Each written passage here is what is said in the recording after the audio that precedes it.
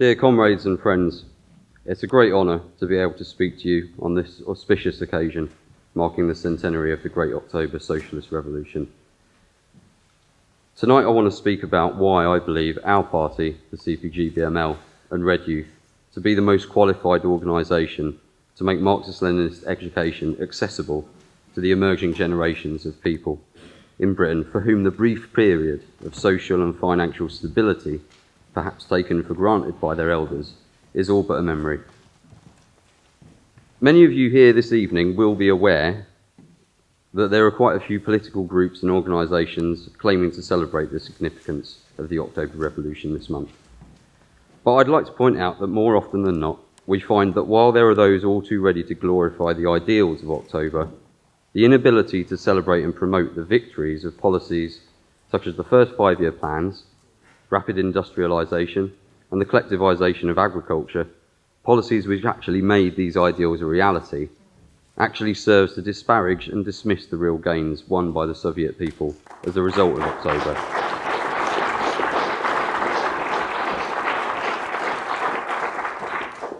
On a previous occasion, I attempted to briefly describe how the work of our party's founding members, conducted over decades of struggle against opportunism, revisionism and Trotskyism in the British working class movement, have laid the foundations on which the party is being built and created the basis for the younger generations of comrades to educate themselves to an advanced level of class consciousness way beyond what could be regarded as standard in this country at present. Why is this work so vitally important with regard to the current political situation in Britain? When a person is looking around for answers about socialism, communism, and ideas about how to improve the world we live in, one is met with a confusing array of interpretations regarding our history and our future.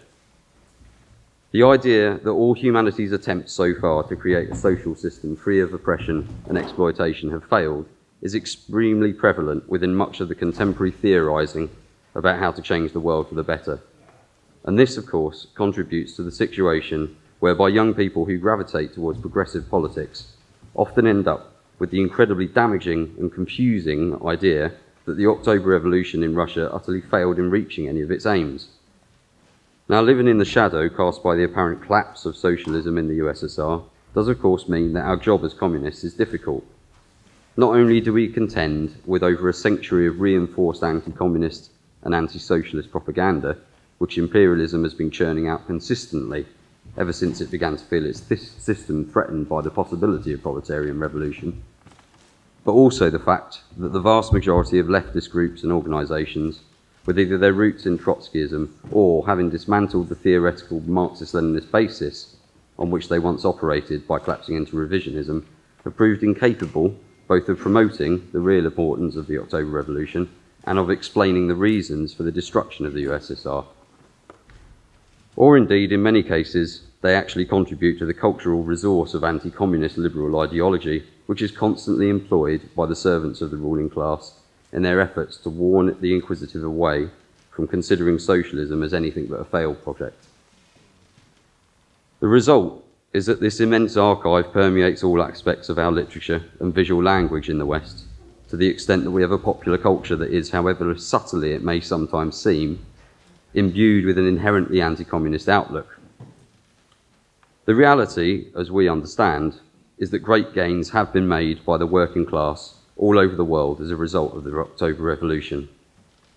To understand how and why these gains have been held or lost in the intervening years is a vitally important aspect of appreciating not only our recent history as a class, but how to prevent future gains from being lost in the same way again.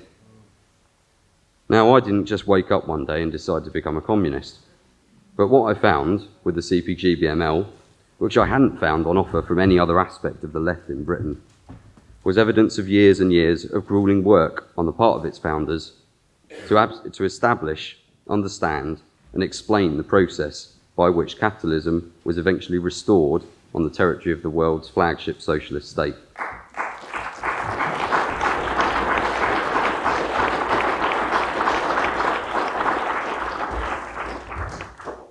The point of this work has not been to simply set the record straight for the benefit of the academic historians of the future, however, but to carry out a much-needed Marxist-Leninist analysis of the way in which revisionism led to counter-revolution and ultimately to the dissolving of the once great Soviet Union, to scrape away the layers of misinformation and bad journalism, so as to allow the younger generation of class-conscious workers to approach the critical questions from a scientific perspective. Our party attaches great importance to study. While others might like to criticise us for placing such value on theoretical work, we believe that an understanding of theory is vital to making the way we approach our practical work yield results. As such, Red Youth and our Cadre Development Programme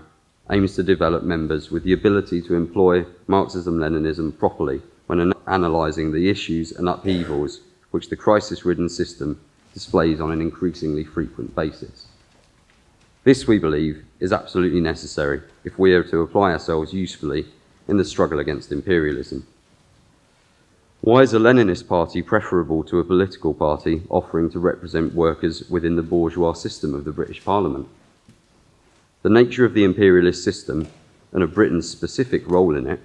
is a subject which, whilst occasionally made reference to as a concept by various leftist organisations, is not appreciated as the absolutely vital linchpin of understanding which must be fully grasped by workers if we ever going to get rid of capitalism and its rotten system for good. It is clear that a great number of workers, young and old, are drawn to the principles of socialism. The media's attempts to paint Jeremy Corbyn as a revolutionary communist firebrand, and the utter failure of this tactic to achieve a cast-iron majority for the Conservatives, should serve to demonstrate this.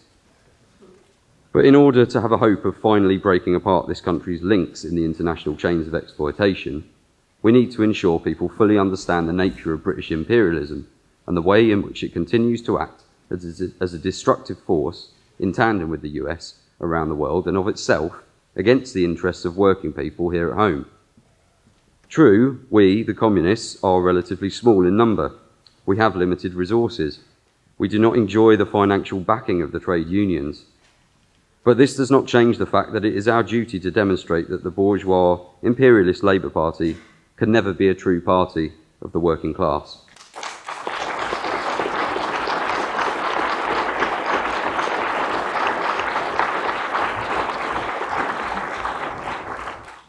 It can never be the advanced detachment of the working class. Essentially, the misunderstanding that Labour is a party of the working class grows from the idea that in a liberal democracy, bourgeois parliamentary reform is the only viable method of achieving real, lasting emancipation for workers. But in an imperialist country like Britain, liberal democracy is nothing but a capitalist democracy,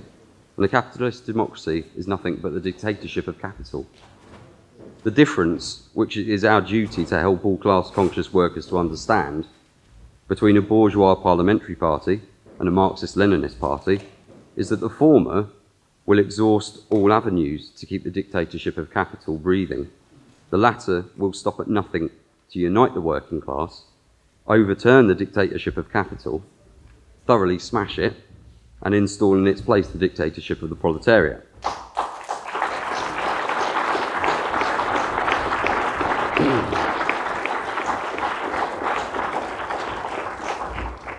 This, as proposed by Marx and Engels, and as put into practice by Lenin and Stalin following the October Revolution,